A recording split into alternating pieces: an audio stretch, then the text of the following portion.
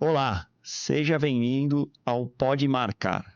Esse podcast tem o propósito de ajudar você a chegar na sua melhor marca. Esse é o nosso principal objetivo aqui. E aqui nós falamos com grandes pessoas que têm grandes histórias, que construíram uma carreira brilhante e estão aí sempre em busca do empreendedorismo, lutando para construir as suas marcas e a sua empresa. Falamos aqui também de inteligência emocional e espiritualidade, um ponto super importante para dar um equilíbrio na nossa vida e nos desafios do dia a dia. E o principal ponto também é falar sobre estratégias de diferenciação e posicionamento de marca. Muito prazer, eu sou Hélio Moreira, o hoster deste canal. Muito obrigado por você estar aqui conosco hoje. E para hoje nós temos um tema interessantíssimo para compartilhar com vocês. Quem não se posiciona não sai do lugar. E essa provocação, eu trouxe uma convidada especial para conversar com a gente aqui. Eu vou apresentá-la para vocês. Está aqui comigo, muito prazer e muito obrigado de dedicar o seu tempo, a sua atenção, Gisele Truzzi, advogada com mais de 20 anos de experiência. Tem bagagem, gente. Aproveita, o conteúdo vai ser bom, tá? Não sai daí. Fundou em 2010 o escritório de advocacia Gisele Truzzi. Ela se tornou referência nacional em direito digital e segurança da informação, especializada em pequenas e médias empresas e startups, que nesse mês está completando 15 anos de jornada, 15 anos de empreendedorismo no universo jurídico. Autora do livro LGPD para PMEs, ela vai falar aqui, trazer novidades para nós, onde eu, Hélio Moreira, sou um dos coautores desse livro, convidado por ela, muito obrigado pelo convite. O prefácio por nosso grande amigo Marcel Leonardi. Marcel, se você estiver ouvindo, assistindo, você vai sentar aqui na mesa com a gente também, vai ser um prazer tê-lo conosco. Um grande cara, um grande profissional. Você sempre se superando, né, Gisele? Ela é top 100 advogadas mais digitais do país, sempre especializando, sempre correndo atrás.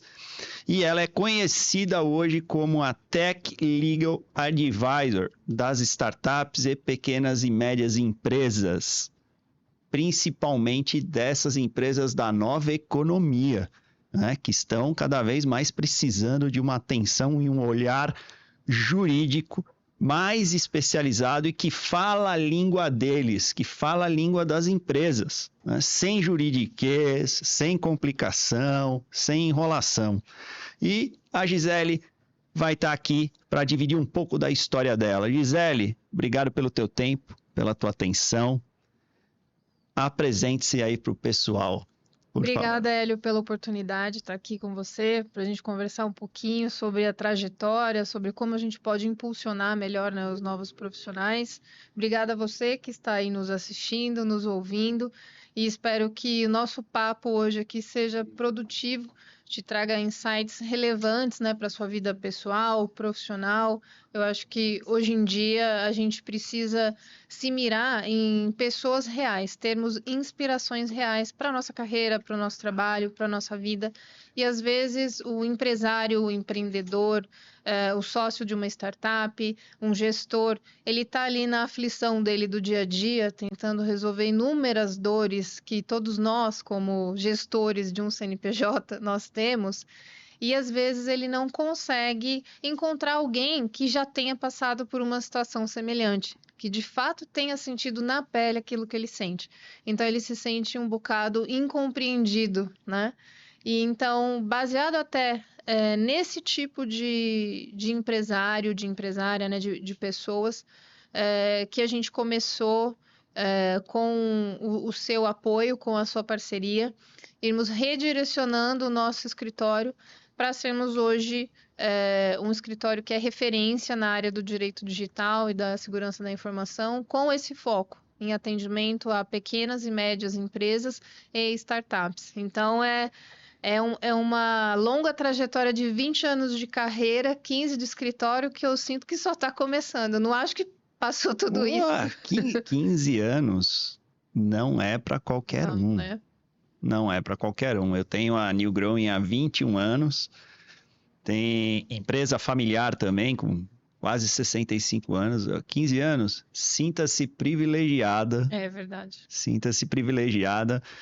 Apesar de ser desafiador, mas a gente tem que se sentir privilegiado. Então, eu acho que é isso. É o que a Gisele falou. Inúmeras vezes a gente busca inspiração em alguém. Uhum.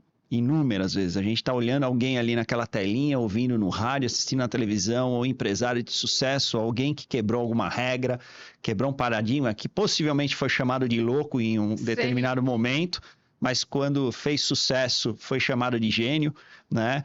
Então, você que está aí nos ouvindo ou nos assistindo, e você considerar que esse conteúdo hoje vai ser relevante para você, considere se inscrever no nosso canal, dá um like, deixa os seus comentários, a gente vai fazer o máximo de esforço aqui. Se tiver perguntas para a Gisele, por favor, deixa nos comentários, a gente vai correr atrás aí para tentar responder. E o nosso principal objetivo realmente é tornar esse conteúdo relevante, levar essa mensagem o mais longe que a gente conseguir, para impactar um maior número de pessoas que vão se inspirar com essa história aqui que a gente vai dividir hoje, porque esse é o principal legado que a gente pode deixar para as pessoas. Eu tenho uma filha de 13 anos e eu me preocupo muito o legado que eu vou deixar para ela, né?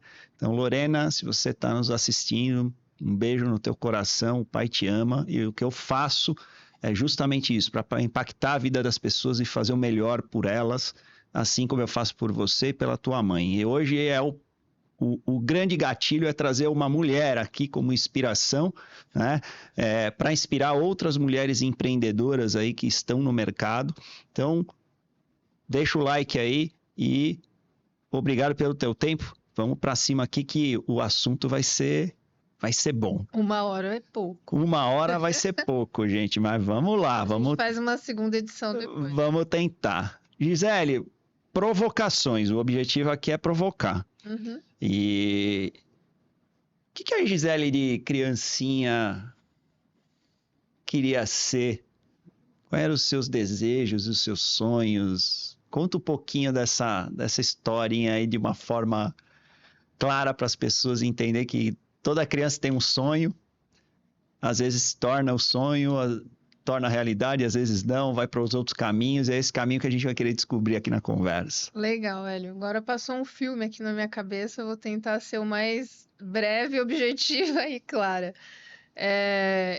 Eu sempre fui uma criança assim, com muitos gostos, muitos interesses, multipotencialidades, né? Eu não tive irmãos, então eu brincava muito sozinha. Minha imaginação era extremamente fértil, então eu tinha vários amigos imaginários, eu construía brinquedos sozinha, criava, inventava muita coisa, né?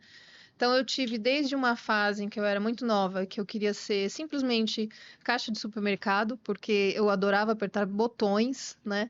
Tive fase que eu queria ser veterinária e queria adotar todos os cachorros e gatos da cidade. Eu tinha um projeto com a minha prima de que quando a gente crescer, vamos comprar um quarteirão da prefeitura e vamos fazer um canil e um gatil. Você vê que criança não pensa na questão investimento, dinheiro.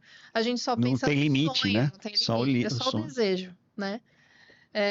Eu brincava muito de escritório, pedia pro meu pai trazer aqueles papéis do banco, né? Que era aqueles cards assim de boletos, né? Tipo um boleto, preenchimento de depósito, carbono. O pessoal nem sabe hoje o que é papel carbono. Que é? Eu adorava pegar carimbo velho do meu pai e aqueles papeizinhos que ele trazia para mim do banco e ficava carimbando, escrevendo, rabiscando. Lembro de ainda nem escrever e fazia uns rabiscos ali. Eu falei, nossa, eu acho que naquela época eu devia estar preenchendo aquelas guias judiciais de depósito que era na lógica do processo. Lembra meu pai quando pegava o cheque vencido? Isso aqui tá vencido esse cheque, você pode dar aqui pra gente brincar, assinar o cheque. Adorava Nossa, isso. hoje a galera não sabe nem o que é cheque. Não sabe nem preencher, né? Se precisar. Máquina de... Fazia curso de datilografia na época. Datilografia. Meu pai quase me obrigou a fazer, não fiz, né? E eu sempre fui muito, muito, muito curiosa, né? Então, tudo eu queria saber como funcionava, queria entender o porquê daquilo. Tive uma fase também que eu queria ser bióloga. Sempre gostei muito de biologia, ciências biológicas, botânica, fauna, enfim. Cheguei a passar no vestibular para biologia na Unicamp. Eu fiquei entre direito e biologia. Entre direito e biologia? Sim. E eu falo que ainda vive uma mini bióloga em mim. Então, assim, eu tenho lá as minhas plantas. Quando a gente faz trilha, eu e meu marido, eu saio caçando ali, vendo os tipos de folha, de semente, de flor. Adoro animais. Então, assim, eu tenho o meu jeito de exercitar a biologia dentro de mim. Eu e natureza, a gente dá um super match. Então, é onde eu também me reabasteço.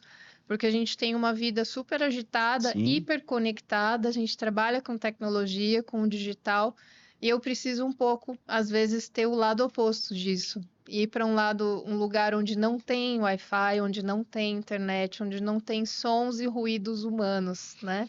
E a gente, cada vez mais, né, tá saindo pesquisas mostrando que o barulho, né, da moto, do ônibus, da construção, do carro, isso vai abalar em algum momento a tua saúde mental e também nas grandes cidades, por você ficar no estado de alerta o tempo todo. Exatamente. Isso faz com que você também vai tendo um desgaste maior na tua memória, no teu bem-estar, na tua dopamina, em todas as questões hormonais do seu corpo, né? A gente precisa achar um meio, né? Um balanço aí, né? Esse ponto de equilíbrio, né? E quando veio essa questão, você falou pensei na biologia, quando teve a decisão de ir para a advocacia? Tá, legal. Eu sempre gostei muito de ler, desde pequena. Ler e escrever fazem parte de mim, acho que desde que eu aprendi a fazer isso, né? Então, era uma criança muito introspectiva, extremamente tímida. Eu tinha, assim, fobia social, talvez uma timidez patológica. E hoje em dia eu dou palestra para centenas de pessoas e tô aqui falando com você e tranquilo, né? Desbloqueou. Fui desbloqueando, mas também eu tenho esses momentos que eu preciso, que eu falo, voltar para a concha, me reabastecer, ficar quietinha para ter energia para fazer isso de novo, né? Enfim, então eu muito utilizava da minha criatividade, imaginação, as minhas habilidades inventivas, né? Na escrita, na leitura. Gostava muito de música, então eu nutria muito esse lado pelas ciências humanas, né? Literatura, artes e tal. E eu tinha um lado de biológicas e tinha um lado meio de high-tech, mesmo a minha família não tendo condições para a gente ter brinquedos tecnológicos, computador. Eu fui conhecer a internet já quando eu tinha entrado na faculdade, ali com 18 anos, né? O que me deu o start de, nossa, eu acho que pode ser direito, né? Foi uma inspiração de um tio muito querido meu, que foi meu padrinho, ele já faleceu, e ele era advogado, e um dos melhores advogados da minha cidade natal, que é São José do Rio Preto, no interiorzão de São Paulo. E ele contava os casos assim com uma eloquência e ele mostrava os livros para mim. Eu ia na biblioteca dele, sentava no chão e lia aqui alguns trechos.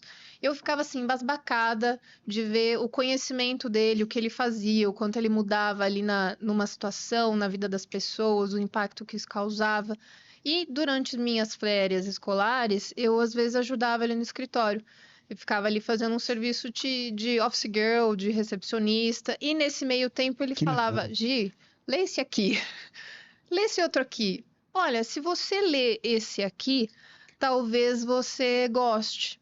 Você pode gostar. Se você gostar, pode ser que você tenha uma pendência para o direito. Como um mentor mesmo. Sim. Ele foi, tio G foi um O cara foi extraindo...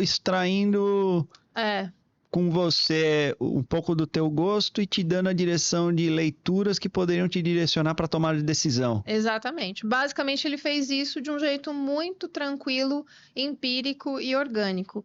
Meu pai também, por sua vez, mesmo não sendo advogado, meu pai ele é formado em História e é representante comercial, ele trabalhava como propagandista de um laboratório farmacêutico.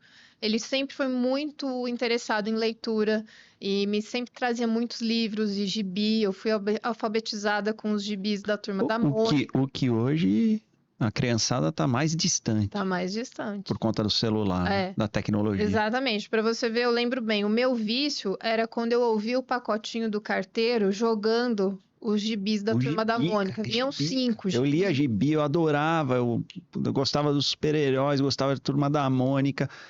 Hoje, aí. se falar para Celular. criançada, né, não sabe nem o que é, né? É. E aí a minha mãe tinha que fracionar aqueles gibis, senão eu lia os 5 de uma vez só, e aí ficava enchendo a paciência dela para comprar mais, porque eu já tinha lido a coleção da Mônica do mês, né? Então eu sempre fui assim, uma consumidora voraz de leitura, de conhecimento e tal. E aí, então, né, armazena essa informação, livros em casa, meu tio ali dando um help, né, ali por volta dos 15, 17 anos. Minha mãe era professora, né, de o que seria a primeira e segunda série do primário. Então, eu cresci nesse celeiro, assim, de cultura, de leitura, de aprendizado, né, bons livros, música, valorização da arte, filmes.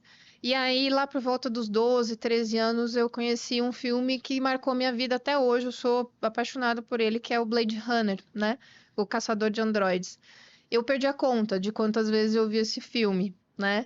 E meu pai assistia junto comigo todas as vezes. A gente às vezes decorava já algumas falas e ele me falava assim, em um determinado momento: Olha, filha, um dia as pessoas vão telefonar umas para as outras e vão se ver numa tela. E eu ficava pensando, nossa, isso pode ser possível. Já imaginou? E ficou aquele gatilho da Você curiosidade. tinha essa curiosidade sempre por leitura, busca do conhecimento, mas sempre meio que já indo para a tecnologia. Sim, sempre indo mais pro lado da tecnologia do que E até pode porque ser possível fazer. o que pode ser possível, mas o direito em si naquela época não se falava nada de tecnologia, Não né? tinha nada. De direito era uma coisa totalmente analógica, era só os ramos tradicionais do Ainda direito. temos alguns vestígios ainda, Sim, né? temos alguns dinossauros aí, né? A tua faculdade de direito você fez onde? No Mackenzie, aqui em São Paulo. Ah, então você saiu de São José do Rio Sim, Preto vim pra cá. e veio estudar em São Paulo. Exato. E aí a hora que Essa foi uma decisão. essa foi uma decisão, foi uma escolha minha, né? Meus pais nunca me obrigaram a carreira que eu deveria escolher, nunca me tendenciaram, eles só ficavam lá, Tem advogado na família, Tem a não ser o teu tio que é. te dava uma... dava assim, ó, se você quiser, o que você pode ser é isso. Aí eu comecei naquela fase dos 16, 17 anos a investigar para que lado eu ia, né? Gostava de humanas, gostava de biológicas, fiz uns testes vocacionais que pendiam para os dois lados, até medicina, né? E eu falava, meu Deus, e agora? E eu cheguei num momento ali que eu buguei, né? Acho que quando eu estava com 17 exatamente, eu tive uma situação de vivenciar um primeiro luto em família. Um tio meu muito querido faleceu, ninguém nunca tão perto tinha falecido. E aí eu fiquei meio, assim, impactada demais e aconteceram outras coisas também comigo no lado pessoal, em termos de saúde, que eu não conseguia decidir. E eu via que eu não estava preparada para escolher direito ou biologia. Não sei, a minha vida aqui tá um caos. Eu preciso esperar essa poeira sentar para ir para frente. Tô muito nova para decidir o resto da minha vida, né? E aí fiquei estudando por um ano.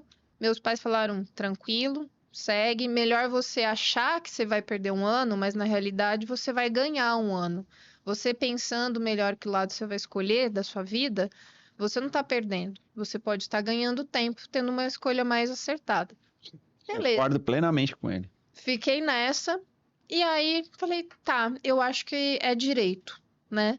Porque biologia, eu gostava nessa época muito de genética, embriologia, genoma humano. Eu era fissurada em querer aprender genética e tal, cromossomos e manipulação genética. E teve a época lá da ovelha Dolly, eu fiquei apaixonada com as possibilidades e tudo. E aí, naquela situação, naquela época, o contexto socioeconômico do país, todos os lugares onde eu ia pesquisar e tentar me decidir sobre isso era uma porta na cara. Até professores meus de biologia falavam assim, Gi, é muito difícil você deslanchar na área de pesquisa nesse país. Você vai ter que ir para Alemanha. Eu falava, gente, meu pai e minha mãe mal têm dinheiro para me mandar para São Paulo. Como é que eu Mas- vou para Alemanha, né? E aí eu comecei a ver outras coisas que falei, putz, isso aqui vai impactar de um lado, vai do outro, tem essas matérias aqui na biologia que vai ser difícil eu atravessar. Ah, eu posso seguir a biologia de um outro jeito, eu acho. Eu vou pro direito, que eu acho que eu vou ter mais opções, se eu não gostar de uma coisa, tem outra e tal, beleza. Decidi direito. Aí fui. Fiz um vestibular no Mackenzie, achando que nem ia passar, né? Porque era um vestibular de meio de ano, estava fazendo cursinho, estudando. E eu com aquela cabeça de possibilidades que a tecnologia pode trazer para a gente no futuro, né? O que pode acontecer com a gente unindo o ser humano e tecnologia, sempre com essa cabeça inventiva. Aí passei no Mackenzie em agosto de 99, não esperava que fosse passar, foi o vestibular que eu fiz com a maior tranquilidade do mundo. Talvez foi por aí, por isso que Exato. você passou, né? Tava Eu tranquila. tava muito sossegada. Eu falo assim, eu não vou passar mesmo, porque eu não revi toda a matéria. Eu fui lá fazer a prova muito tranquila. Passei, e eu fiquei, gente, como que eu passei? Aí que eu fui ver, eu nem tinha lido o regulamento lá para entender que na prova do Mackenzie a gente tinha pesos. Então as matérias que mais pesavam para mim eram justamente aquelas que eu era muito boa, de humanas, de história, geografia, português, redação. E aí eu deslanchei. E aí superou uma nota ruim E de aí, matemática, por exemplo. e aí tomou um gosto pela. Tomei um gosto. Puta, você se identificou ali. Super, desde o primeiro ano. Até naquelas aulas ditas chatas de sociologia que a gente tem, de introdução ao estudo do direito, filosofia do direito, eu amava aquilo. Porque eu tive algumas aulas de filosofia e psicologia na sexta série e me apaixonei por aquilo. Com 15 anos, eu ganhei o meu primeiro livro de filosofia do meu pai, que é O Mundo de Sofia. Ali abriu uma porta também para mim. Que Então, legal. eu sempre gostei dessas matérias ditas perfumaria, sabe? E foi direto, E fui. Assim, eu fui sem diretão, ter dor de cabeça. sem ter dor de cabeça. Foi passando de ano em ano. O primeiro ano eu basicamente só estudava. Eu fiquei, creio que acho que uns 6 meses morando num apartamento do meu primo, né? Para ver se eu ia me adaptar. E a família tinha aquela preocupação, né? Você sai de São José do Rio Sim, Preto, vai para São Paulo sozinha com 18 anos, e aí, né? Tal, jovem, né? jovem e tal. Uma cidade grande, Exato. insegura. Fiquei uns 6 meses lá, depois saí de lá. Fui morar sozinha, dividi apartamento com conhecidas, né, com amigas, com desconhecidas também. Morei uma boa parte do período da faculdade sozinha mesmo. E foi muito bom, foi um aprendizado, assim, para a vida adulta, né? Não é fácil. Passei Sim. por uma infinidade de perrengues de todo tipo, mas foi o que me deu bagagem, né, e cabeça para seguir com a vida. E aí, assim, me apaixonei pelo direito, pelas matérias que fui tendo. E aí, lá na metade da faculdade, um professor de direito penal, que hoje ele é desembargador do TJ de São Paulo, escreveu um artigo numa revista falando sobre crimes informáticos. E eu já estava lendo umas coisas a respeito. Isso aí a gente está falando de meados de 2002, 2003. E eu, depois da aula, sempre, né, nerdona, né, Curiosa. sempre curiosa e tal, fui lá trocar ideia com ele e ele me deu essa revista. Aí eu amei. Abriu uma outra cortina na minha mente. E ele falou: Você gosta desse assunto? Eu falei: Nossa, professor, demais. Eu tô juntando aqui o Blade Runner dos 13 anos de idade que eu assisti com o direito penal, que eu sou apaixonada. Aí ele falou: Gi, tem um caminho infinito nisso, que é o direito penal informático, que era o nome que se dava ainda na época, né? Crimes informáticos, crimes digitais. Aí eu fui indo por aí. E aí Porque lá naquela época era tudo fazer curso de informática, era né? curso de informática. Aí a datilografia era digitação, DOS. né? DOS, PowerPoint, era construir site em Dreamweaver, Nossa. Flash, essas coisas, né? Nossa, muito tempo. Aí foi que eu tomei gosto pelo assunto e vi que era uma possibilidade unir, né, o direito penal naquela época com a tecnologia, né? E eu falei, nossa, dá um jogo bacana, eu acho que é o futuro, porque tá caminhando muito rápido, né?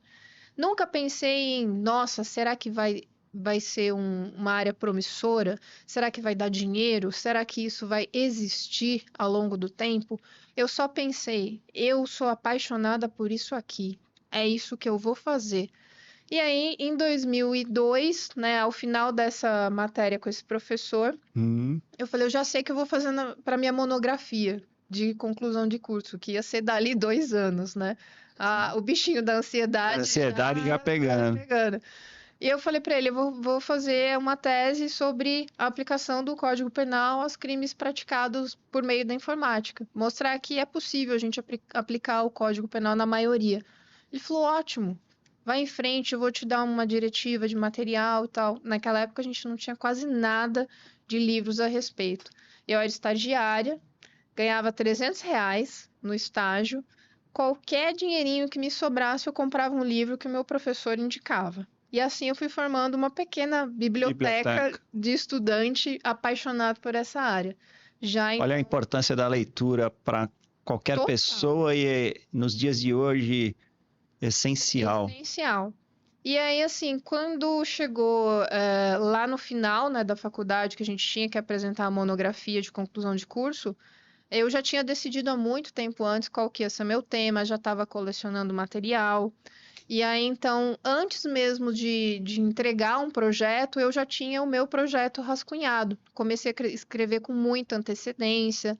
O pessoal estava ficando maluco lá para entregar tudo ali em cima do prazo, o meu já estava pronto, porque eu tive clareza do que eu queria escrever, tive uma ótima orientação desse meu professor, já tinha O material. envolvimento ali Total.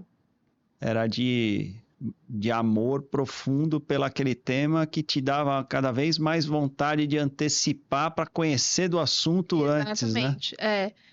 Eu tinha sede e fome Você queria desse antecipar as assunto. Eu queria coisas, né? antecipar. Eu gostava tanto que eu queria antecipar, eu queria consumir tudo que eu pudesse daquele assunto, deixar tudo pronto, o melhor possível, porque aquilo era praticamente um filho, né? A minha monografia virou como se fosse um E filho. isso deve ter sido um sucesso ali.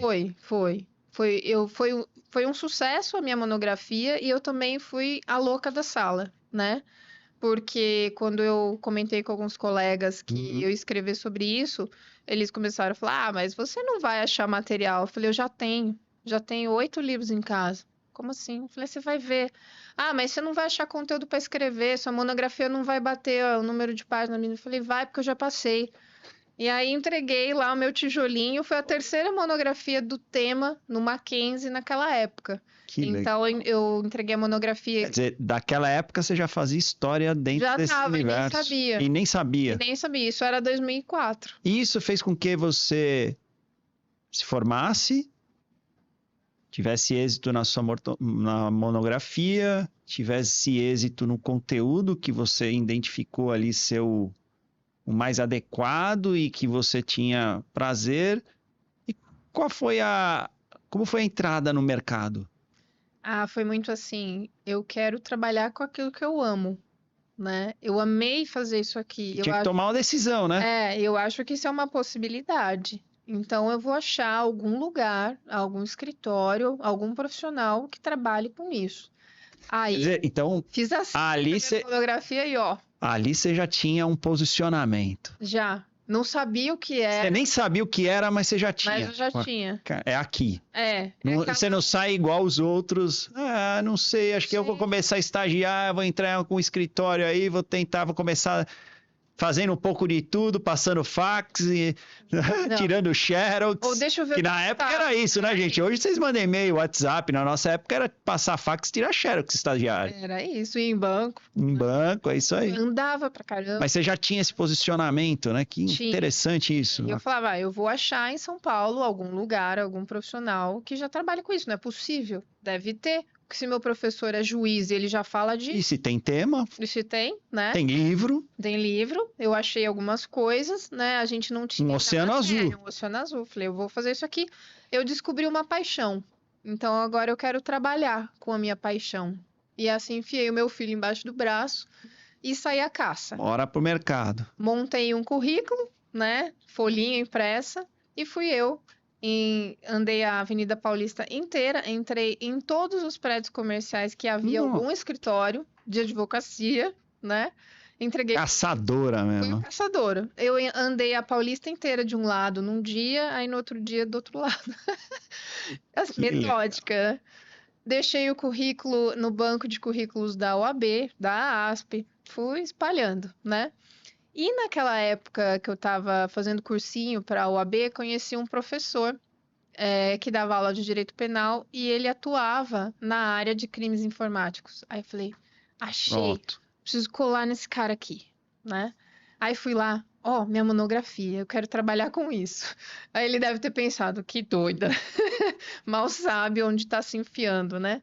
Fui mantendo contato com esse professor.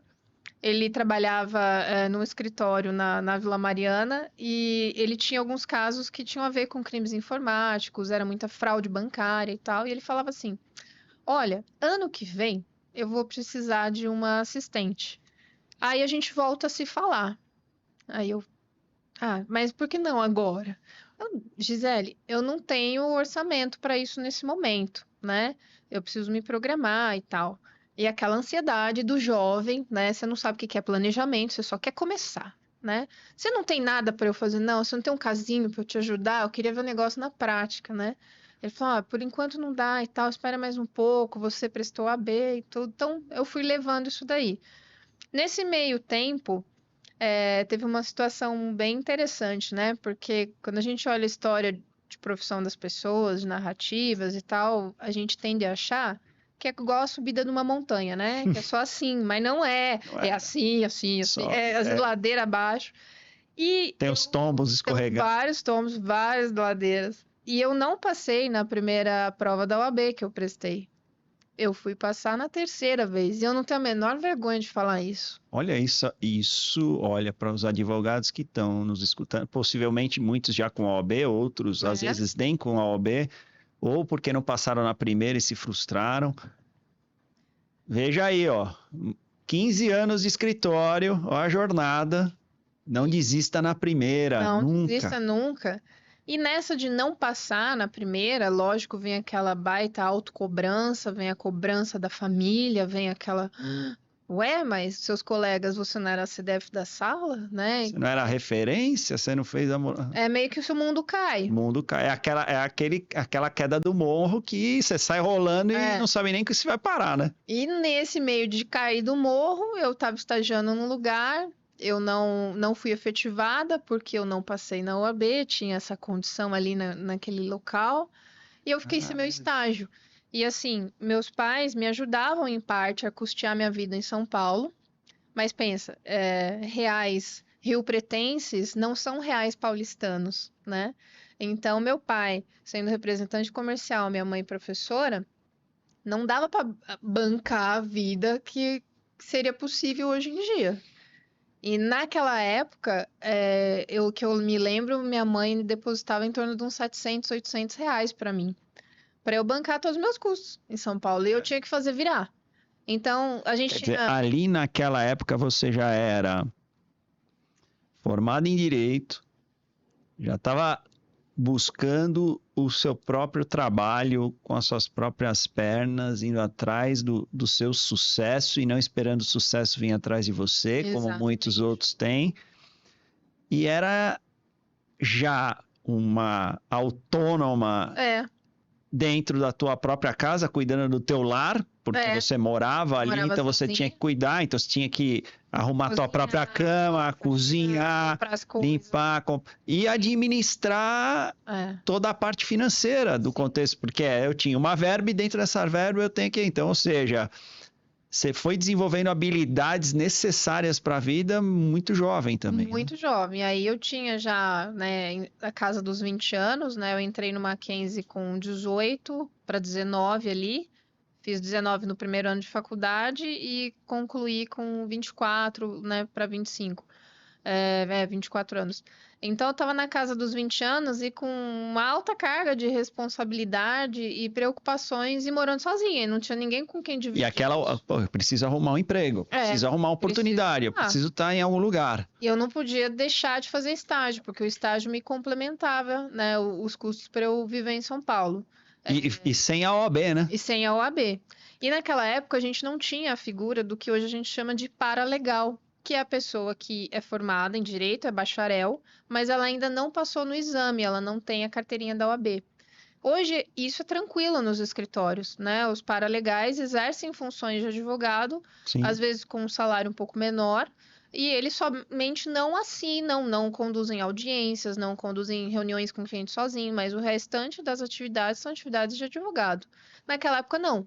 Ou você era estagiário, com carteira de estagiário da OAB, ou você era advogado. Se você não tá Não nem tinha um meio nesse termo. mundo, nem nesse, você tá no limbo. Cara, ou você se posiciona aqui, ou você vai ser igual a todo mundo. E aí eu tava no limbo jurídico que a gente falava na época. E ali que você foi atrás da OAB. Aí, De novo.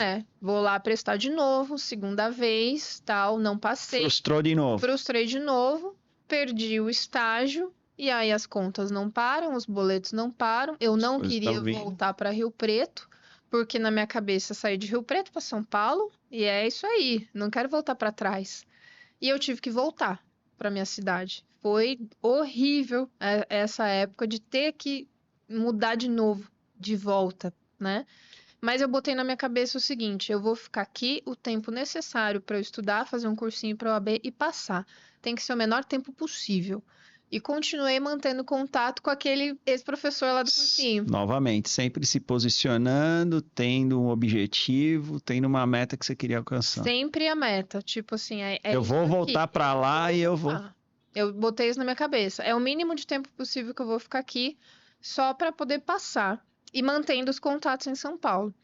Aí chegou a terceira vez de prestar a OAB, prestei, vim para São Paulo fazer uma outra prova de concurso público, já que, tô com a matéria fresca lá na cabeça, vamos lá. Fiz a prova aqui em São Paulo, aproveitei para ir visitar esse professor e nesse meio tempo saiu o resultado da OAB e eu passei. E eu cheguei lá e falei: Tá passei. aqui. Quando que eu começo? Aí ele assim: ô Gi, você é doida? Eu falei: ano que vem. Eu falei: eu sei, mas a gente tá em outubro, ano que vem tá perto, né? Eu preciso ficar em São Paulo, eu não posso voltar mais para Rio Preto, né? Aí ele falou: mas eu não sei nem se eu vou poder te pagar. Faz suas contas aí, vê quanto dá. Eu lembro até hoje dessa minha fala. Aí ele falou: tá bom, me dá 5 minutos. Ele abriu um papel ali, um lápis. R$700. Tá bom, beleza. Segunda-feira eu tô aqui. Aí ele olhou pra mim e falou: você é doida mesmo, né? E assim foi. Isso era um feriado, antevéspera de um feriado prolongado. Na segunda-feira eu estava lá. Nessa época, eu e meu marido, a gente namorava ainda. A gente estava passando uma temporada morando na casa da mãe dele, né? Bem distante de São Paulo, em Itapecerica da Serra. E ele me levava e me buscava todos os dias. Todos os dias. Então, Raul, se você tá vendo, tá assistindo aqui, te amo também. Tem história, hein? Porque, tem história. São 20 anos de jornada nossa na construção dos nossos sonhos em conjunto também. E aí, assim, a gente colocou no papel, tava ficando muito caro esse transporte para lá e para cá, né? Porque senão eu ia ter que sair de onde eu tava 4 horas da manhã, pegar 2 ônibus, metrô, trem, sei lá. Ele falou: nossa, você não vai dar conta do seu dia. E eu andava muito em fórum, fazia andamento processual. A gente não tinha naquela época processos digitais. Era totalmente diferente a rotina do dia a dia de um advogado. O braçal mesmo. Era o braçal. Era o que tinha. Eu era um estagiário com carteirinha vermelha, que a gente falava, né? Dessa fase, né? Eu acho que é uma das fases que você mais evoluiu ali como profissional e que fez te alavancar a querer, de repente, sair dessa zona de conforto e ir para outro lugar. Dessa fase aí, você foi já direto para empreender ou você passou por outros escritórios? Eu passei por outros. Eu aprendi muita coisa, né, nesse escritório, demais mesmo. Foi meu berço ali de conhecimento na prática. Sou eternamente grata ao Alexandre Daum, que foi o meu primeiro advogado mentor ali de carreira, né? A gente escreveu um artigo juntos, fui fazer uma palestra em cima desse artigo, que foi a minha primeira palestra na vida, em 2007, né, num congresso. E aí eu comecei a ver a parte dos crimes digitais na prática, né? Mas ali você já pensava em empreender? Não. Já passava isso na tua cabeça? Não, agora eu quero ter o meu escritório, ter Não pensava. Ainda não. Eu estava ainda assim, Aprendendo, absorvendo, absorvendo. Eu falei, quero chegar assim no escritório maior. Mas ali você já intencionalmente, ou... Não, acho que não. Acho que naquela época ali você já pensava que, pô, você estava construindo uma marca ali, que você já estava, pô, você estava querendo se projetar, você já tinha isso na cabeça involuntariamente ou você já fazia isso intencionalmente? Eu já tinha isso na cabeça involuntariamente. Involuntariamente. Porque eu lembro bem que essa era a época ainda do Orkut. Finado Orkut. Finado Orkut. E cada vez que eu, às vezes, escrevia um artigo, dava uma palestra, fazia alguma coisa assim relacionada à área, eu publicava lá no Orkut. Eu sempre era a chata, a louca, lá vem ela falando disso aí, falando o que não pode, né? Porque o advogado tem muito disso. Ninguém quase conhecia direito digital nessa época. Então, eu sempre fui tão apaixonada por essa área e gostava e gosto muito, né? Eu falo que eu trabalho com a minha paixão e eu sou apaixonada pelo que eu faço. E desde sempre eu comecei a publicar nas redes sociais que a gente tinha naquela época coisas. E isso você estagiava? Não, você já estava dentro de um escritório mais parrudo? Não, eu estagiava ainda. Eu nem tinha ido para esse. Mas você já tinha essa projeção, precisa entrar no escritório mais parrudo. Eu tinha essa projeção, eu tinha essa ideia. Você estava fazendo isso no Orkut já com essa ideia? Com essa ideia, né? Eu gosto disso, desse assunto, eu acho importante. Eu quero que vou continuar falando disso. Eu vou continuar falando nisso. Então, eu postava no Orkut, eu tinha um blog no UOL, eu postava os assuntos que saíam na época sobre crimes digitais, que saíam no UOL, eu pescava, eu fazia tipo uma thread de notícias no meu blog. Aí o meu currículo... Já totalmente fora da curva. Totalmente fora da curva. Naquela época em que as pessoas entregavam um currículo impresso, eu tinha o impresso, mas eu tinha um link no blog do UOL. Sabe? Que tava lá. Então, assim, eu ia fazendo essas coisas. E tem hoje gente que hoje não tem nem um currículo. Nem um currículo, nem um perfil. Nem impresso ele tem. Nem impresso. Nem o perfil. Aí, gente. Né? Olha aí, ó. Mantenha-se em movimento. Sempre. A ação do crescimento, ela é dolorosa, ela dói, mas ela precisa estar em movimento, né? Nada. Você sempre estava em movimento, você sempre estava buscando alguma coisa. Pô, um blog, naquela época, era, tipo, rara as pessoas. Eu sei porque eu montei um blog dentro da extinta revista Exame. Tinha uma focada em exame PME. Lembro. Eu montei um blog meu no Blogspot, fiz um blog para falar sobre branding, posicionamento de marca, estratégia e marketing. E com esse meu blog eu gerava conteúdo e ia no blog da Exame PME e enxertava conteúdo para a galera lá gratuitamente, assim como você fez, enxertando até o ponto de eu ser percebido pelas pessoas no blog como uma referência naquele tema.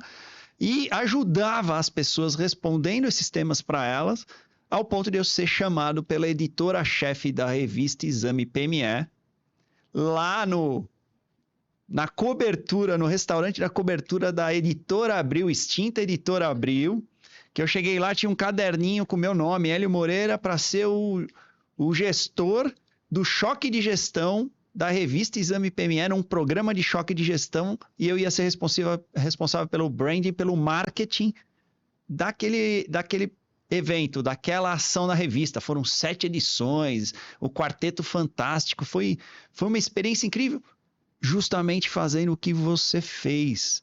E eu tô relembrando tudo isso da minha história, apoiado na tua, porque tem gente hoje que tem recursos. Sim, e não inteligência artificial. O Google. E não faz. Tinha, né, e não fazem. E não fazem. E querem chegar em algum lugar. Nada acontece se não partir de você. Nada acontece na água parada. Isso tudo te deu uma visibilidade para... Onde você queria chegar nessa época? Você queria estar num escritório parrudo ou você já pensava em empreender? Não, nessa época eu queria estar no escritório mais parrudo. Eu queria aprender mais ainda. Eu queria aprender mais. Não se sentia pronta ainda. Não me sentia assim. Sempre tive dificuldade com isso de achar que eu preciso saber mais, preciso aprender mais, sempre completar alguma coisa, né? Sempre tinha alguma coisa Tem faltando. alguma coisa faltando, né? Então era uma sede que nunca acaba, né? E aí fui nessas do tipo, eu preciso ganhar mais roupagem no meu currículo. Por isso que eu comecei a fazer estágio desde o primeiro ano da faculdade. Eu comecei a fazer estágio voluntário, gratuito na Justiça Federal. Ah, Ou seja, você já estava ali pensando, pô, minha marca vai ser guiada por alguns esforços e alguns movimentos que parte era da sua ansiedade, que já sim, deu para no meu perceber que você é uma caso, pessoa extremamente ansiosa. bastante, né? Parte era da sua visão, que Sim, você já olhava lá na frente e falava, meu, um dia esse crime aí de informática vai virar crime digital, isso tudo vai se digitalizar. E então você já fazia todos esses movimentos involuntariamente, mas tudo porque eu acho que tem muito isso dentro de você mesmo, sim, né? Essa gana de querer cada hora achar a chave certa para abrir a porta. exatamente. É uma gana interna muito grande que eu vejo que me move desde pequena, desde criança, e isso a gente vai percebendo ao longo da vida, né? E aí você sabia a chave que Maturidade. você queria, né? Por exemplo, eu fiz estágio, eu fiz isso, eu fiz aquilo, eu fiz aquilo outro, mas eu queria ir num escritório mais parrudo que me ensinasse mais, que eu queria ainda virar essa chave. E Exatamente. você conseguiu encontrar esse escritório? Consegui. Eu fui assim apertando os parafusos, né, para ir ajustando, né, No mesmo a sentido que minha. você foi lá procurar emprego na Paulista, andar de um lado e pro outro. Exatamente. Eu falei, uma hora eu vou acertar, né? Aí eu saí desse escritório que eu estava no começo, fui para um outro que tinha um bocado de tudo, né? Que meu chefe da época assim, me indicou. Mas eu estava fazendo muito trabalho maçante, mecânico, eu estava ficando Posicionamento de cansada. novo, não é esse caminho que eu Não é esse quero. caminho. Lidava com umas áreas do direito que eu não gosto, que eu nunca tive afeição por aquilo. E aí tinha um colega ou outro que falava, mas é isso que tá dando dinheiro. Eu falei, mas eu não gosto, não tem nada a ver comigo. Se eu tiver que fazer isso aqui todo dia, eu vou morrer, né? E aí eu fiquei 3 meses nesse lugar. Não aguentei. Aí eu saí. Aí você sentiu que, pô, se eu ficar ali, seja por dinheiro ou para ser o advogado padrão, igual todo mundo que está ali sentado fazendo a mesma Não, coisa, não vai me levar no não, lugar pra onde que eu mim, quero chegar. não, pra mim não vai funcionar, né? E eu vinha com muita ideia de, assim, Inquieta pra pra caramba. caramba, né? Eu tinha muita ideia, falava pra minha chefe, a gente podia arrumar melhor a ficha de controle processual, colocar outros campos. Não, a gente sempre fez assim, assim tá bom. Então eu tinha umas ideias assim, eu era meio travada por superiores e eu me desestimulava e me ficavam me dando trabalho muito mecânico, muito mais do mesmo, e eu sabia que eu podia entregar mais, eu sabia que eu podia fazer algo diferente, eu podia fazer algo mais difícil. E eu vi que não ia sair nada dali, então eu pedi as Tipo, não contas. vou perder mais o tempo aqui. Vou É, pro próximo. fui sair de novo, espalhei meu currículo lá na ASP, na OAB, aí fui chamada num outro escritório. Aí sim a coisa começou a mudar. Era um escritório mais bacana, com um ambiente físico mais legal, mais confortável, mais silencioso. Eu de fato assim me sentia mais acolhida pelos dois advogados que eram os donos, os sócios, né? E aí eles me passaram assim, olha, Gisele, essa aqui é a sua mesa, a gente tinha uma sala grande com todo mundo, né? Seu cantinho é esse aqui, o seu ramal. Eu falei, nossa, que legal. Eu sempre pegava, né, aquelas mesas, tipo, é o pior computador, não tem nenhum ramal para você falar com a secretária, aquele Pentium 3 lá da época que eu fazia estágio, aquela carroça. E eu comecei a ter uma estrutura melhor de trabalho nesse outro escritório, né? E aí eu passei a ter um estagiário para gerenciar. Meu chefe lá na época falou, Gisele, a gente vai contratar um rapazinho e eu quero que você cuide dele. Você vai dividir o trabalho com ele, você vai mandar nele. Eu, Quer como dizer, assim? ali mais uma atribuição, gestão de pessoas. Eu nunca tinha feito isso na vida, né? Eu devia ter ali uns Mais uma 26, habilidade para se 27. desenvolver. Aí eu falei, Fábio, virou um grande amigo, Fábio Sales, né? Fábio, como é que eu faço isso? Eu nunca mandei ninguém, né? Mandei, né, essa palavra assim que a gente usa nesse meio. Ele falou, você vai saber. você trabalha aqui muito bem, você é super organizada, metódica, super responsável. Você precisa dividir as tarefas dele, ele vai fazer o serviço de rua, você vai ficar interno, né? Você vai revisar as peças dele, dividir o trabalho e reportar as coisas para a gente e tudo mais.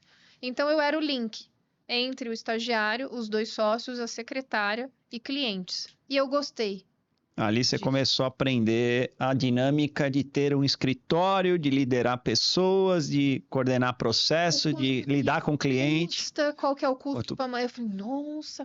Foi ali que despertou alguma coisa já? Ali começou a despertar alguma coisa, de tipo, de ter Opa! um lugar assim, e ele me deixava trabalhar lá sozinha, pode usar aquela sala ali e tal. Aí, falei, nossa, que legal. Eu comecei a me sentir bem naquele tipo de ambiente. Eu falei, nossa, eu acho que isso pode ser para mim. Eu não tinha ainda essa ideia formada do eu vou abrir um escritório. Ainda a gente estava muito numa fase de sobrevivência, né? Sim. Pagar boletos e contas, daí que surgiu eu no empreendedorismo, né? Mas eu gostei de ter esse cenário de gestão, de divisão de tarefas, de liderar pessoas, de inspirar pessoas, de começar a organizar conteúdo, metodologias, práticas do dia a dia, políticas internas. Aí começou a nascer uma outra Gisele. Outra Gisele ali. E aí que eu fui, depois desse escritório, que eu fui trabalhar num escritório grande, reconhecido na área do direito digital. Tive uma baita experiência ali, Novamente posicionamento firme ali no que você queria. novamente firme. Então, assim, a Quer dizer, já, ali você já fazia intuitivamente uma coisa que hoje você já faz mais intencionalmente. intencionalmente, exatamente. A questão a minha movimentação, a minha organização, o meu norte, ele era intuitivo, né? E orgânico, muito assim, eu segui o faro da minha intuição. Imagina se você depois- já tivesse uma visão mais Então, estratégia, você teria conseguido muito É o que eu antes. falo, se eu tivesse conhecido o Hélio lá atrás, a gente já tava, ó, anos-luz na Já frente. estava bem na né? frente, né? E eu não E você sempre foi uma pessoa que correu atrás do conhecimento. sempre.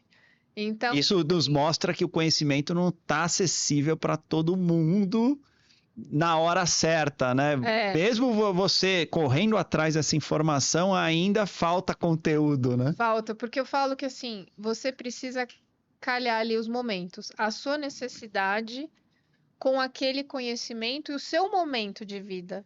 Então, às vezes a gente, né, hoje, depois dos 40, a gente pensa e fala, nossa, se eu tivesse entendido isso lá atrás, não, é impossível. O e se é um futuro que não existe. Não existe. A gente nunca, com a cabeça que a gente tem hoje, pós 40 e tantos, a gente nunca, jamais ia ter condição de ter uma decisão na casa dos 20, dos 30. A gente não tinha bagagem para isso, não tinha experiência para isso.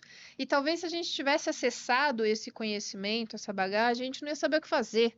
Não ia conseguir ter uma absorção total daquela informação. E aí foi indo, então, quando eu cheguei nesse escritório, que eu falei, caracas, cheguei aqui. Uau, bora. Então vamos fazer acontecer. E aí eu tive muita experiência bacana ali desde o interno, o operacional do escritório, né? Aquilo que acontece internamente em termos de estrutura administrativa, de saber como é que se faz, os departamentos, né? Administrativo, financeiro, RH, o contencioso, o consultivo, treinamento, palestra. Eu comecei a ter uma outra ideia, assim, uma visão mais macro de como as coisas acontecem nos bastidores do mundo corporativo e ir me organizando. E aí fui tendo mais experiência e vivência também com clientes, com mercado, com mídia, dava muita entrevista, muita palestra, viajava bastante a trabalho. Então, aí eu tive uma injeção de experiências super direcionadas para essa área do direito digital, né, e da segurança da informação. Quer dizer, ali você entrou na área que você queria. E aí eu botei os dois pés ali e falei, é isso o que eu quero fazer. Tô no céu, mas com os dois pés no chão. Vou ficar firme aqui, vou aprender tudo que eu posso aprender. Exatamente. E aí eu falei, cara, então, de fato, essa área, ela existe, que era uma fala muito antiga que a gente sempre escuta. Aquele negócio da informática virou digital. Nossa, mas é uma área nova, né? Não, cara, não é. Eu tô há mais de décadas aqui, né? E eu vi que era possível viver daquilo e que o mundo só ia crescer com isso. A tecnologia Ou seja, leva Oceano Azul de novo, meu. Pouca gente fazendo. é, Oportunidades tamo aí, enormes. né? E eu falei assim, é isso que eu quero seguir, né? E aí fiz uma pós em segurança da informação nesse período, fui ampliando a minha maleta, né, de ferramentas que eu falo, fui colocando mais coisas ali dentro dela. E essa jornada toda de passar pelos escritórios dos outros também me deu muita experiência com as pessoas, com o que eu queria para mim, com o que eu não queria para mim. E Ali isso você foi essencial. foi revisando teus propósitos. Exatamente. Aí, E isso, Gi, eu gostei. Acho que é importante a gente enfatizar. Às vezes os clientes vêm me perguntando, pô, o que tem que fazer? O que tem que fazer? Pô, um monte de agência aqui, um monte de especialista mandou fazer isso, aquilo outro. Primeira coisa que eu tento focar assim, ó, o que nós não devemos fazer. É isso que você falou aí. certo. Eu tinha O muito que eu não devo fazer. o que eu não quero fazer. Eu vi, assim, a vivências narrativas, o que acontecia, né? Não só nos escritórios onde eu já tinha trabalhado, mas de ouvir histórias de colegas e eu só arquivava. Isso aqui eu não quero para mim, não. Isso aqui eu não faço. Isso aqui para mim é inadmissível, né? E ia lidando com isso. Aí, um belo dia, eu saí desse escritório e aí, né, fui pensar na vida. E aí, para que lado eu vou, né? Tava pensando aquele caminho sempre comum do profissional do direito. Sim. Ah, vou prestar concurso, né? Que era uma ideia inicial desde a época da faculdade. Todo estudante de direito começa Todo mundo com essa pensa por ideia. conta da estabilidade, mas sabe que a Exatamente. estabilidade ela não existe, Não né? existe Ela é estabilidade em nenhum em lugar. nenhum lugar, né? É, Nem física, nem de trabalho, nem emocional, porque as coisas mudam o tempo todo, né? exatamente. Você às vezes vai ter uma estabilidade num ponto da sua vida, num campo, numa área, mas as outras vão estar ali todas sambando. Aí uma hora tem uma área dessa aqui que ela fica mais estável e as outras, e aí essa que é a estabilidade. O equilíbrio Ponto de não equilíbrio. é você equilibrar todos os pratinhos, é você escolher qual vai cair e qual você vai segurar. E ali que você tomou a decisão, pô, vou empreender. Foi. Foi ali na Chegou meu questão. momento. Foi primeiro uma reflexão do tipo assim, tive uma bad de ver assim ao longo, né, de um bom tempo de profissão, algumas coisas ruins no meio corporativo. O mundo corporativo não é para todo mundo, o mundo corporativo tem os seus lugares tóxicos, né? E eu fiquei meio numa bad mesmo, até duvidei se eu ia continuar no direito, né? Eu falo que eu tive uns 5 E, minutos que eu quase quebro minha carteirinha da OAB. e ali você refletiu sobre o que separa um advogado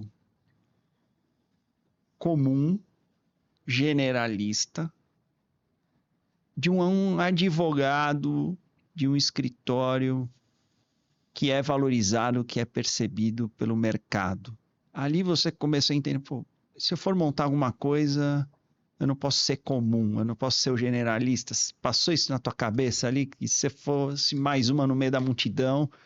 Nós estamos falando hoje de mais de 1,5 milhão de advogados só no É Brasil. muita gente. Vão passar de 2 milhões, acho que até 2030 passa de 2 milhões. Nós temos mais instituições de ensino aqui no Brasil do que no mundo inteiro, né? Ali naquele momento eu falei, pô, vou montar algo que tem que ter um plus.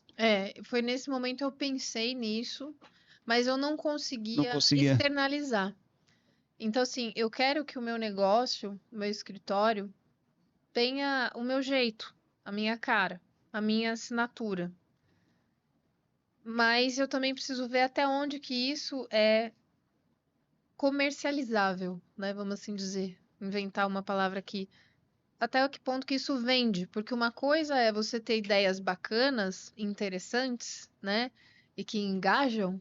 E outra coisa é você conseguir fazer isso se pagar. Será que o teu cliente vai se conectar com Vai você? enxergar Vai valor nisso. enxergar? Ele tá vendo isso que você tá fazendo? Ou será que isso importa para ele? E aí Isso é uma começou. dificuldade também do advogado Mas, de se vender. Muitas vezes ele, por conta da OAB, um monte de restrições que tem, Às vezes tem advogado, eu vejo, tem advogado que tem medo de se expor, tem medo de se vender, ele não se sente seguro, né? Sim.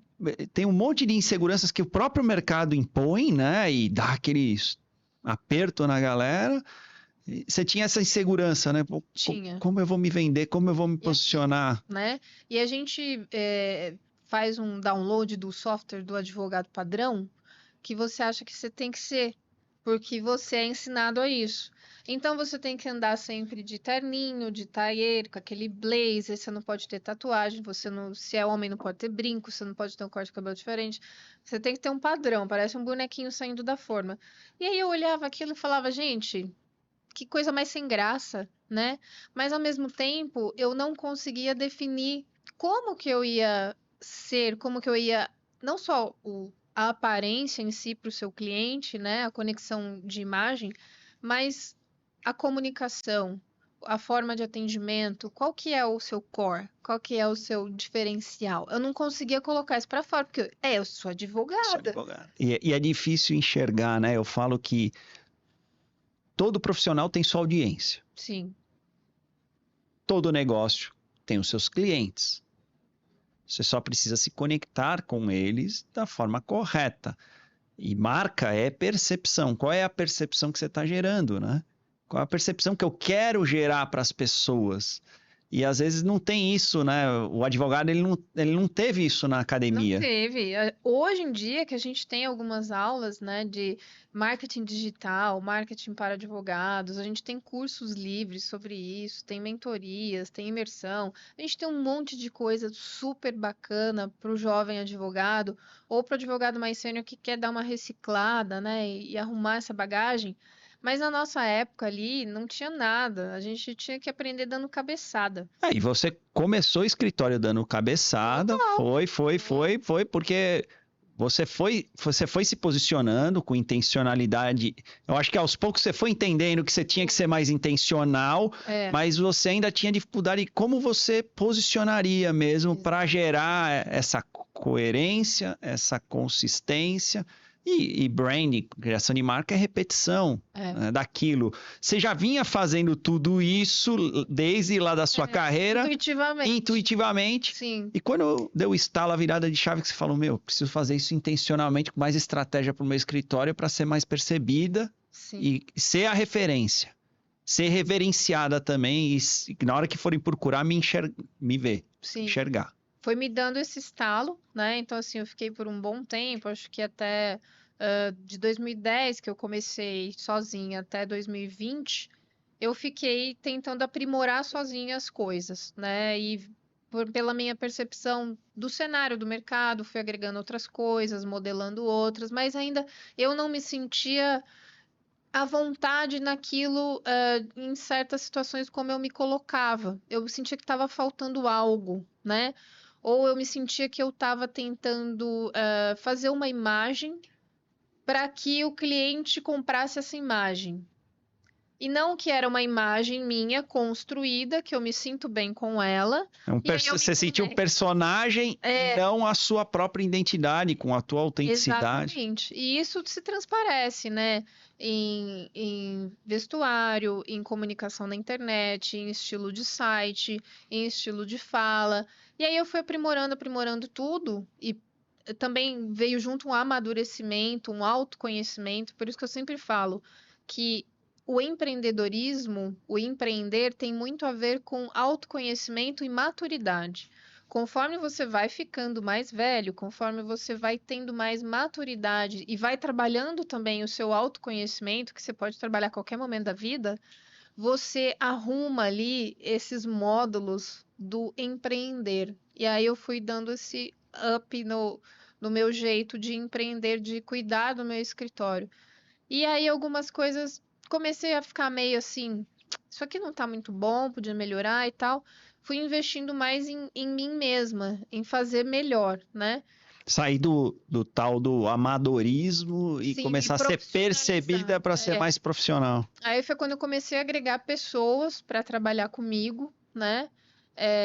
Comecei a agregar outros profissionais, terceirizar as coisas, delegar mais, porque eu fiquei um bom tempo fazendo tudo sozinha, até ter uma determinada estrutura. E aí vem uma crença limitante nossa, que você fala assim, eu só vou contratar uma pessoa ou um terceirizado, vou delegar para uma empresa, depois de eu ter X de mensal fixo aqui entrando no meu faturamento. Que a gente é ensinado assim, você só pode gastar um pouquinho aqui se você tiver uma garantia de entrada aqui. E, na real, isso, se você ficar esperando, É nunca um vai limitador. acontecer. É um limitador. Então, foi uma das primeiras jogadas que eu tive. Eu falei, olha, eu vou fazer esse jogo aqui, eu não tô tendo essa estabilidade aqui financeira ainda, que eu precisava para fazer esse jogo.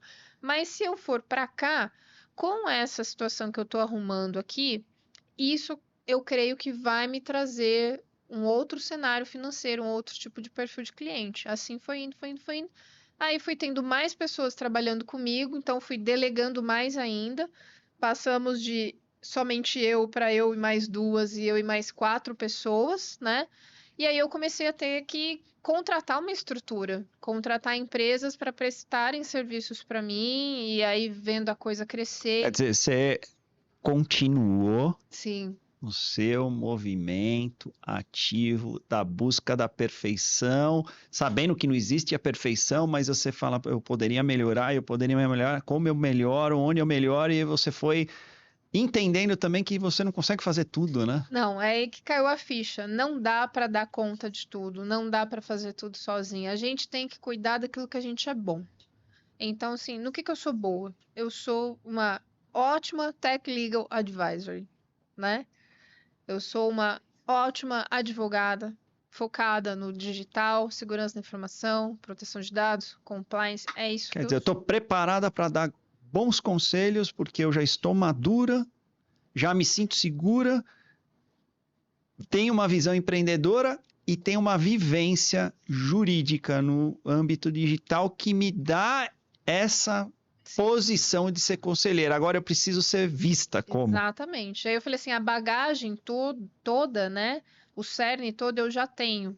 Então agora o restante, o operacional, o marketing, a comunicação, isso, aquilo, eu preciso de outras pessoas que me apoiem nisso. Eu preciso continuar focando naquilo que eu sou boa, que é esse cerne aqui, né? E aprimorar as minhas habilidades que eu já sou boa. Então, eu vou cuidar da minha comunicação, eu vou cuidar da minha fala, eu vou cuidar da minha escrita, eu vou cuidar do meu eu como pessoa jurídica e pessoa física, da forma como a gente atende os clientes, se a gente consegue resolver o problema do cliente lá no fundo, na raiz, né? Entender quem é o cliente. Entender quem é o É cliente. o que a gente falou muito disso, né? É, Quem é o meu cliente? Porque posicionamento é criar referência na cabeça do meu cliente. exatamente. Percepção é o que eu vou gerar para esse cliente na entrega, na conversa, no relacionamento com ele. E o branding é o caminho, né? É, É o plano. O que que eu preciso fazer para chegar até lá, entregar isso com excelência e cravar essa minha marca na cabeça daquele cliente, ele me enxergar como referência dentro daquele segmento. Desde a primeira vez que a gente conversou, no projeto do teu escritório, você me falava muito isso. Eu sei onde que eu quero ir, eu sei onde que eu quero chegar, mas eu tô não com uma sei dificuldade, eu como, não sei como. Você me ajuda? foi bem isso. Porque eu sei o tipo de cliente que eu quero, o tipo de perfil, né? Mas o como chegar lá eu não sei. Porque eu tô focada aqui no No ser a operacional, né? profissional, né? Ser essa profissional aqui. Esse todo o restante eu não sei fazer, né? Me ajuda aí. E aí foi que a gente construiu toda essa jornada e eu pude focar de fato naquilo que eu sou boa e melhorar aquilo que eu sou boa. Porque acho que é isso, a gente vai lapidando. E tem coisas que a gente não é tão bom e que a gente aprende também. E outras que você assume, não sou boa, não consigo aprender, pelo amor de Deus, executa para mim, porque não dá. Pegando esse gancho, qual o conselho que você daria para os advogados, os empresários, pode ser dentistas, personal trainer, qualquer profissional, acho que vale para todo mundo isso, que quer empreender, que está aí no mercado e está se sentindo assim nessa posição. Putz, eu sei para onde que eu vou, mas eu estou travado. O ponto A está aqui, o ponto B está aqui, tem um meio do caminho aqui, uma porta que está fechada, não sei a chave, está estagnado. Às vezes ele se sente, ele está num voo solo, às vezes é um empresário que ele não tem com quem conversar, não tem com quem falar. Às vezes ele está com um sócio mais travado ainda, que não deixa ele ir para frente, ou às vezes ele está insatisfeito dentro de uma posição. Qual conselho que você dá para esses profissionais? Olha, acho que o que eu falaria é invista na sua comunicação, porque eu acho o seguinte, comunicar, que é falar, escrever, ler, são 3 atividades essenciais vinculadas à nossa comunicação, né? Então, a comunicação é uma das coisas que a gente aprende a fazer desde que a gente nasce. Você nasce, você se comunica ali com a sua mãe, com seu pai, assim que você olha, e você entende que, opa, são os meus genitores. É uma comunicação visual. A gente já nasce se comunicando. Se comunicar, falar, é o que a gente mais faz na vida toda e é o que a gente menos estuda. Você já parou para pensar? Faz todo sentido. E hoje, na era da informação, nós estamos É ficando o excesso. pobres em comunicação. As pessoas não sabem se comunicar. Então, o profissional que, a meu ver, consegue dedicar um tempo ali para aprimorar a sua comunicação pessoal e profissional, esse profissional vai colher frutos de alguma forma. Porque a comunicação é o cerne de tudo. É o cerne de uma negociação de um acordo, de uma resolução de um problema com o cliente, de uma audiência estressante, de uma pendência financeira, de uma questão familiar. Tudo é comunicação. Se você consegue trabalhar suas habilidades de comunicação, e se comunicar bem, se entender, né? E também ouvir bem, porque é outra coisa, né? Parafraseando Mário Quintana, né? A gente tem a oratória e temos a escutatória. Tem muita gente que é muito bom em oratória, mas é péssimo em escutatória.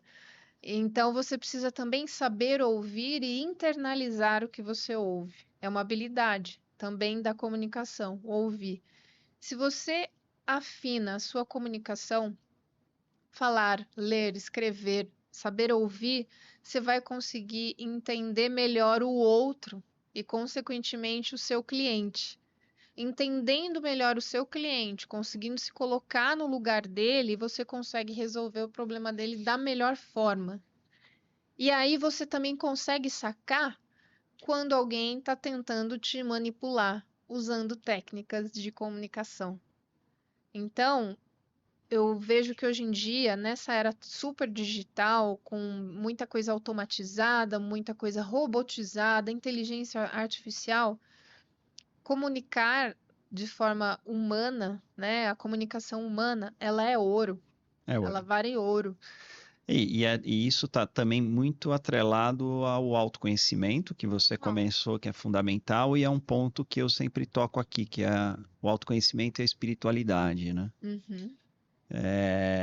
Eu priorizo muito hoje a espiritualidade para me dar um ponto de equilíbrio pro legado, para a vida, para a transformação que eu vou causar daqui para frente e o que eu vou deixar para minha própria filha, né?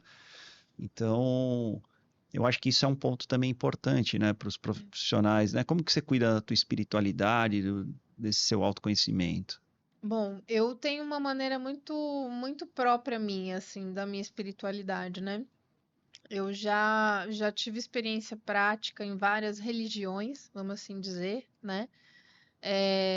E aí eu desenvolvi a minha própria espiritualidade. Então, eu tenho minha rotina matinal, que eu tenho meu tempo de silêncio, onde eu faço minhas preces, eu tenho minha meditação ali por alguns minutos, respiro, né? Uma coisa ali de mindfulness, de exercício de respiração com meditação, para a gente abaixar, né, essa dopamina, essa adrenalina, colocar os neurônios em ordem ali para começar o dia. Então, assim, é um momento muito de conexão minha com o eu superior, né?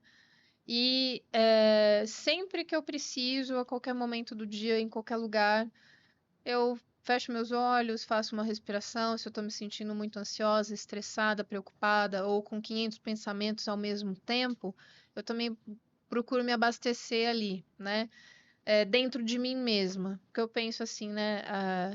Estamos aqui vivendo nesse corpo por toda a nossa vida, né? Sem A dúvida. gente sabe como ele funciona, né? Só a gente mesmo para falar da nossa vida. E principalmente a gente que é empreendedor, que está no dia a dia ali na luta, né? É. Esse ponto de pausa. A gente precisa, né? Ter ali uns 5 minutinhos entre uma coisa e outra para falar. Espera aí, gente. Segura a onda, desliga todas as notificações, põe tudo no silencioso e tem ali 5 minutos que seja, né? Porque eu acho que o nosso corpo ele é um Sim. templo e a gente precisa fechar essas portas para uma faxina interna, né? Então eu tenho sempre algum momento diário para isso, né? E eu também uso para mim a natureza como um templo. Então é onde eu me reabasteço. Então eu gosto muito de mato, de cachoeira, de mar, de montanha, de andar de bike em trilha. Então é onde eu vejo a grandeza do mundo e a gente se vê desse tamaninho, né? Quando você vai subir uma montanha, vai fazer um mochilão, uma trilha, você tem toda essa jornada, né, para se preparar, que parece a jornada do empreendedorismo. Ali a gente enxerga que a gente tem que subir as montanhas, mas tem horas que a gente tem que descer para cortar os tomates, mas tem hora que a gente tem que voltar para subir a montanha de novo, porque senão só ficar cortando os tomates Não funciona. Você tem cortar, vender, correr atrás, plantar de novo, não dá. Você tem que dar uma respirada, né? Tem que ir lá tomar um fôlego. E você tem que encher a sua mochila. Só você sabe o que tem na sua mochila. É isso aí, né? O E peso que você o peso carrega, que né? você carrega, ele é só seu. Isso é importante, pessoal. Eu acho que assim, uma das coisas que eu gosto de compartilhar muito é isso. Eu carreguei já mochilas muito pesadas, assim como você já deve ter carregado muitas, e a gente precisa ter esse ponto de equilíbrio, essa pausa para recarregar essas energias, né? Fazer valer a subida da montanha para você apreciar o nascer do sol ou o pôr do sol. Isso aí. É Senão você essencial. nunca vai dar valor para isso. Exatamente, a vida acontece no agora, né? Excelente. Estamos caminhando para os nossos desfechos aqui finais. Eu sempre gosto de dar uma dica de livro. E hoje eu trago aqui O Lado Difícil das Situações Difíceis. Esse livro aqui, muita gente fala de situação difícil, de complicação, principalmente quem é empresário, né?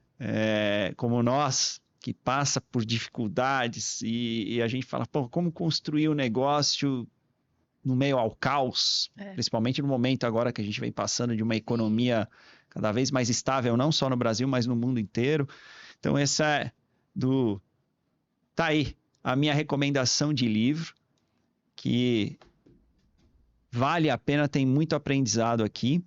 E eu vou agradecer aqui a sua presença, Gi. Muito obrigado pelo seu tempo, pela tua atenção, por todo esse papo aqui. Se deixar aqui, a gente vai mais 1 hora. Eu vou pedir agora para você deixar para a galera aí a sua dica de livro. Sei que tem novidades aí. E deixa logo em seguida os seus contatos, onde que as pessoas podem te encontrar, vai que elas precisam de um trabalho aí específico da nossa Tech Legal Advisor aí, se querem uma mentoria contigo, enfim, deixa os seus contatos, agora é o teu momento. Vamos lá, então. Vou mostrar aqui a nossa dica de livro, LGPD para pequenas e médias empresas, guia prático para empresários, gestores e empreendedores. Esse livro tem a minha coordenação, juntamente com outras 2 advogadas do nosso escritório, que é a Yasmin Palota, Beatriz Junk, e dos colegas Marcelo Lau e Edson Fontes, que são da Segurança da Informação. Esse livro aqui é que tem o prefácio do Marcelo Leonardi, nosso amigo, advogado também, especialista em direito digital. Nós coordenamos esse livro aqui, conduzindo 51 coautores, um deles é o Hélio, que escreveu aqui um artigo sobre como utilizar a LGPD como um impulsionamento para o marketing, né? LGPD, marketing e reputação. E eu tenho 2 artigos também nesse livro, um que fala sobre justificativos para o tratamento de dados pessoais em cima da LGPD, e um outro artigo sobre vazamento de dados pessoais por colaboradores. Nosso objetivo com esse material é auxiliar o empresário, o empreendedor, o gestor a entenderem o que é a LGPD de forma prática, simples, direta, objetiva e o principal, sem juridiquês, tá? Então ele funciona assim: você tem aqui uma seção que é uma pergunta e você já vai direto ali naquela pergunta, vai ter um artigo que vai te ajudar nesse esclarecimento. É para virar o seu guia de cabeceira, a sua bíblia da LGPD, para você que é empresário ou gestor. Então, espero que isso ajude você na jornada de adequação à LGPD da sua empresa. E caso você precise de apoio nisso ou em qualquer outra questão em direito digital, segurança da informação, proteção de dados e compliance, o nosso site é www.truze.com.br e o meu e-mail é gisele@truze.com.br. Vai ser um prazer falar contigo e ajudar aí a consertar as questões que estão te preocupando dentro da sua empresa. É isso aí, gente. O nosso propósito aqui, o propósito desse conteúdo é estimular você a investir em você, no teu autoconhecimento, investir no seu negócio, né? Ninguém está preparado para tudo, a gente precisa ir evoluindo, né? E a gente vai evoluindo com pessoas, negócios são conversas com pessoas e a gente precisa conversar cada vez mais com pessoas, compartilhar esse conhecimento. Muito obrigado pelo teu tempo, pela tua atenção, por ficar com a gente até agora aqui. Foi um prazer enorme. Espero que, se esse conteúdo for relevante para você, considere se inscrever no nosso canal, compartilhe com os amigos, deixe seus comentários, dá um like.